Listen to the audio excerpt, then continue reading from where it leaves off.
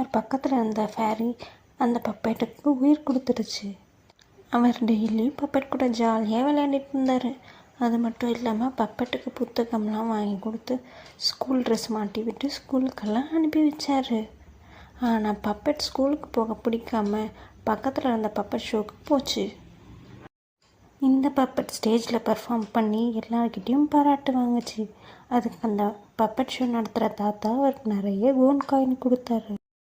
Puppet இது தன் அப்பாவுக்கு கொடுத்தா ரொம்ப சந்தோஷப்படுவாருன்னு நினச்சிச்சு.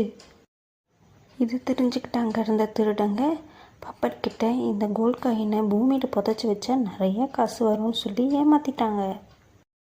பப்பெட்டும் அதை நம்பி பக்கத்தில் இருக்கிற தோட்டத்துக்கு போய் அங்கே பள்ளத்தை தோண்டி காயின்ஸை புதைச்சிட்டு அது பக்கத்துலேயே தூங்கிடுச்சு. பப்பெட் தூங்கினதும் அந்த திருடன் வந்து பப்பெட்டோட காயின் எல்லாத்தையும் தூக்கிட்டு போயிட்டான். பப்பெட் தூங்கி எழுந்துச்சா அங்கே காயினே இல்லை. அப்போ பக்கத்தில் ஒரு ஃபேரி வந்து இருந்துச்சான். அந்த ஃபேரி நீ யாருன்னு கேட்டதுக்கு தான் அனாதன்னு தனக்கு யார் இல்லைன்னு போய் சொல்லிச்சான். பப்பெட் பொய் சொல்ல பப்பெட்டோட மூக்கு நீளமாக்கிட்டே போச்சு. பப்பெட் தான் பொய் சொன்னதை ஒத்துக்கிட்டு இனிமேல் இப்படி பண்ண மாட்டேன்ட்டு ஃபேரி கிட்ட மன்னிப்பு கேட்டுச்சு.